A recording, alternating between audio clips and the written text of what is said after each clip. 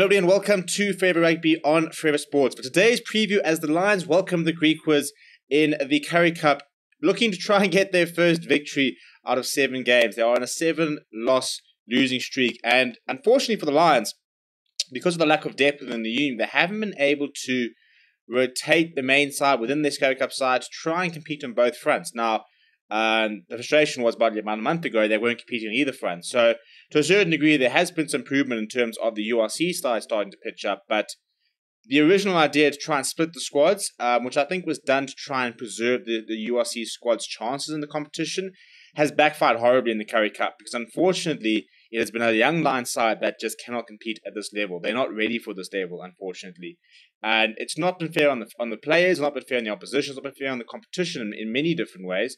But it's the reality of what it is, of what Lions Rugby is at the moment. And this week, might see a little bit of a shift because there are some bigger names being included in the Lions side. For the Griquas, well, it's a pretty important game for them because they currently sit 1 point ahead of the Pumas, who have a bye this weekend, within the top 4. So if the Griquas are to go and qualify for semi-finals, a win tomorrow, or even a bonus point win for tomorrow, for example, like they did in the first game against the Lions, would suddenly catapult them, 6 points ahead of the Griquas, and ahead of the Pumas, and the Pumas still have to play. It puts a little bit of scoreboard pressure on them. It's very much those two right now vying for the remaining spots. However, the Sharks versus Bulls game has officially been cancelled due to the flooding in KwaZulu-Natal. So Bulls now move on to 34 points. The Sharks move on to 26 points. The Griquas currently on 16. So a bonus point victory will be a chance for them to come within 5 of the Sharks, and they'll actually have a game in hand. Cheetahs currently got 2 games in hand on the log leaders Bulls, and they are just 6 points behind them. For the Lions, it's all about pride now at this stage. It's about trying to sort of find something to work with. It's trying to find that win, trying to get these players a bit more confidence after they've been on the end of some pretty big thrashes. Now, before we look at the sides, please do smash a like on the video and subscribe to the channel as well. If we look at the two sides, and we'll start with the Lions, and we'll see that there are a couple of big names that they have, quite literally very big names, that they have drafted into the side to try and add a bit of experience and a bit of sort of star quality. And it starts really in the front row. JP Smith, Jaco Visagie, Carlu Sadi. Carlu Sadi missing, as well as Jaco Visagie coming back from injury, missing the last couple of URC games, but very much first choice tight head, first choice hooker within the entire union. So it'll be a big boost to have them in the front row next to JP Smith, who's been playing some very good rugby. So immediately that's a potential avenue where the Lions can look to exploit the Griquas, because you like to think that that front row should have a good time tomorrow. Carlu Sadi is a fantastic scrummager, and he should hopefully, that could be a potential avenue for them to try and win some penalties, to get some set piece dominance. But in terms of lineouts, Jaco Visagie, a very capable lineout operator, but he's going to need the support of Junior White and Carl Smith, who have come into the second row. The loose trio, it's former SA Under-20 captain Sasco and Lovu, Sibosiso Sangweni, and Jared Keynes, and this pack really needs to sort of pitch up. So the likes of Sangweni, the front row, and Sangweni, and maybe even Lovu to a certain degree, because he has been such a promising player, they've got to try and stand up and be counted. They need to front up and take on the Griquas head on, because there are some exciting players in this Lions backline.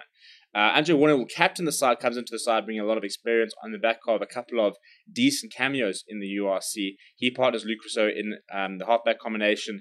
Zelling Australia and Baldwin Hansen are the two wings, and a very exciting centre combination. James Valencia has shifted to inside centre to make way for Henko van Wyk, SA Under-20 Player of the Year last year. He scored a try in a second URC appearance over the weekend. Didn't have a lot of opportunity to really express himself. He's a very exciting player, and this could be the perfect opportunity for him to sort of make his mark. And then Tian Swanepoel, the very experienced fullback, comes in as well. So they've got some very big players in some key areas, and I think that they will fare a lot better than they have in the past couple of weeks. Off the bench, Donald Osawagu, Vanilla Imtanjane, and Yanni Duplessis will be the front row replacements. So once again, in Imtanjane, Yanni Duplessis, good props to be able to bring on. They're not going to be a massive step down. So as I say, I think the front scrum time will be a major aspect of the game that the Lions will try and focus on. Then Henjos, Lindo Ntusane, and Neuro Claessens, Fred Zellinger, and Ngia Selengbi, who's been out for injury for quite a long time. Good to see him back. And the Griquas side they will be welcoming is as follows. It's quite a settled Griquas squad at the moment, and they're playing some nice rugby. So in the front row, Kutzwa Dube, Simon Vestrad, Jano Boerts will be taking on that very impressive Lions front row. Zonela Zito and Derek Pretorius in the second row. Quite impressed with Zonela Zito's work rate in the Currie Cup so far. Neil Otto will lead the side. He is joined by Hana Sergio and Siba Goma. It's a nice loose trio. I think Neil Otto is very much a heart in the sleeve type player. And I think that Goma's been playing some nice rugby as well. Stefan Angara, George Whitehead, they've been there, they've done that. And I think those two players are very important for Griquas because, when the chips are down, it comes to stand up being counted. Those two often put their hands up and often put in some very impressive performances. When the Griquas win, those two are often in and around the sort of one of the reasons that they win.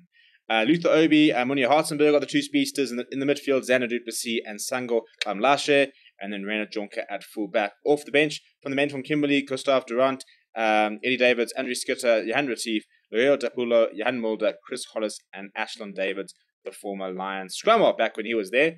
So I think it's going to be a decent game. It's not going to be at Ellis Park. It will be at the Wits Stadium. Entrance is free if you'd like to go. So go and pull in there. I quite like that as well. I like playing a bit of a smaller stadium. Try and put a decent crowd in and sort of, move around. Go where the crowds are. If there's a crowd at Wits, go play a game at Wits. Go play a game at UJ. Let's try and get some crowds into this Currie Cup game. But let me know what your score predictions are down in the comments below. Please do smash a like on the video and subscribe to the channel as well. Thank you very much for watching. My name is Steven, and I'll chat to you soon.